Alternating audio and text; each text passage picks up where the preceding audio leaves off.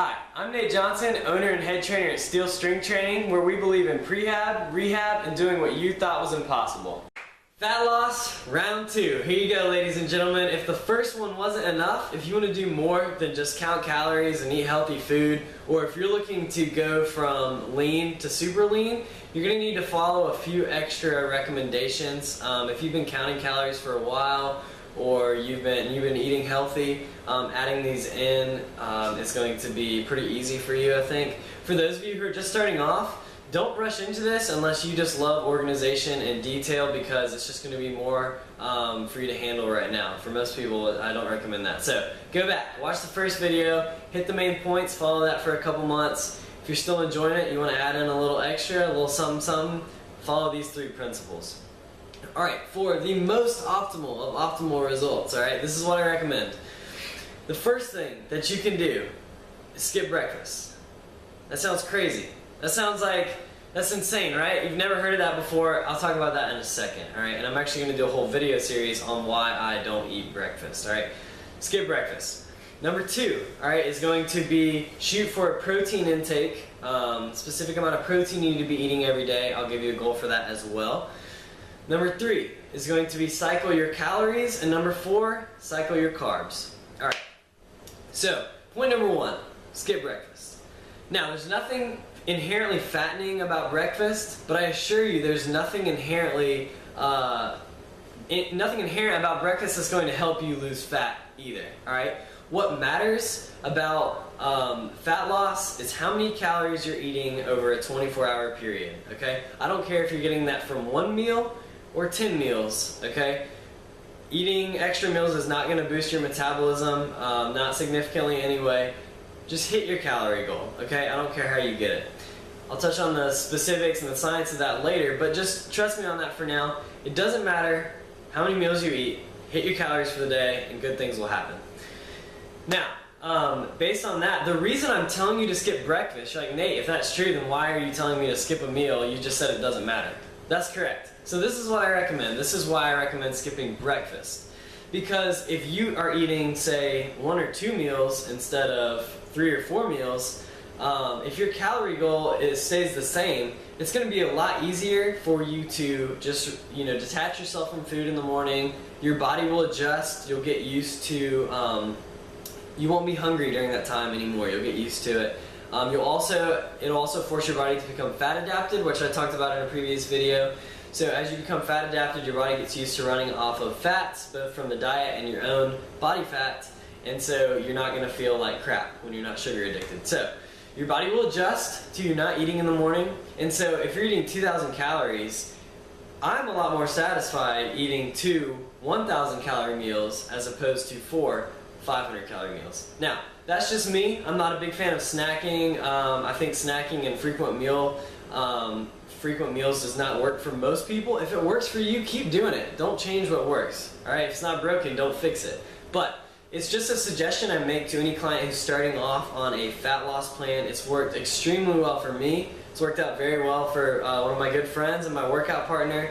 It's worked out great for my fiance, and now it's worked out fantastic for all my clients who have tried it. So just give it a shot. It sounds a little unconventional, sounds a little weird. If you're freaked out, I'll put some videos up real soon explaining the science behind why it's not going to kill you to skip breakfast, why it's not going to slow your metabolism down, things like that. Also, it makes you feel any better. I've been doing this for about 1.5 years now, and as healthy as ever, so just give it a shot. Alright, the next point, alright, is going to be shoot for a protein goal.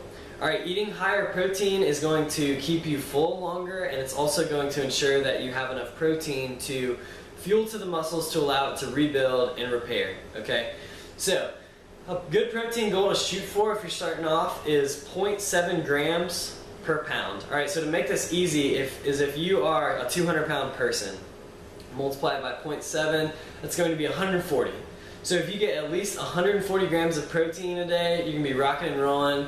If you're lifting heavy and you're not being an idiot and doing 10,000 sets and reps every day, if you're following a smart training program, you will not lose muscle or strength during this time. Alright, also that's assuming you're getting enough rest, things like that. But yes, so shoot for a 0.7 grams per protein. You can even go as high as 1 gram per pound if you're really feeling like it. If you really like eating meat, if you really like drinking your shakes, whatever. But a protein goal is definitely going to help with satiety. You're not going to be super hungry all the time. You're also going to recover better. Now, the next point is calorie cycling. I think that if you're a beginner, you're starting off, your body's going to be pretty quick to let you lose that fat. But eventually, going a straight calorie goal every single day is not going to work as well as varying your calorie intake. So this is what I do. I eat more calories on the days I work out when I need more nutrients, and I eat fewer calories on the days I don't work out. And I'm following this regardless of whether I'm trying to lose fat, maintain my body weight, or do a slow bulk to gain muscle. Alright, you'll always find that I vary my calorie intake because to me, it just makes sense. Alright, I feed my body when it needs it more, I feed my body less when I don't need it as much. So it's going to help you recover better. It's going to allow you to burn more fat on the days where you're not doing any high intensity exercise that requires a lot of recovery. I think this is a small detail that can help a lot. Alright, the fourth and final goal, and this one becomes very important, especially as you start getting very lean, but I also find that it helps with adherence to the diet, is cycling carbs. Alright, so on my off days, I will keep my carbs below 100 grams for sure, and oftentimes below 75 or 50 grams. Now it takes time, you gotta get fat adapted. As I mentioned before, it takes some time to adjust to that, but eating lower carb on your off days is going to keep your body fat adapted, make sure it stays used to, stays comfortable burning off fats both from the diet and from your own body. And then I eat a lot of carbs, particularly post-workout. So here's the deal. If you keep carbs low, your insulin levels remain low, and then I eat the majority of my starchy carbs after I work out, which is after you work out, after insulin has been low for a while. That is the best time to eat carbs because your muscles are dying to just soak up the carbohydrates from your diet, okay? So you're optimizing your carb intake. Your body's going to handle your carbs the best when you eat them, when you fit them post-workout and low carb on the other days. And it also kind of shocks your body, I guess, is the best way to say it. It keeps your body guessing when you're doing high carb, low carb, high carb, low carb, and your body will respond much differently to that than if you do straight calories, carbs across the board. Now, these 4 points, they're minor details. If you're just looking to go from overweight to, a nice healthy body weight, you don't need to worry about these. But if you want optimal results, or if you're trying to go from like an average body weight to really lean, then you need to be following these principles as well. Of course, it goes without saying that you need to be doing this on top of strength training, at least 2 days a week, anywhere from 2 to 4 days a week. Smart, programmed program for progression. Make sure you're getting stronger in the gym, or at least maintaining your strength while you are dieting. That's all I got for you today, guys. Good luck getting lean.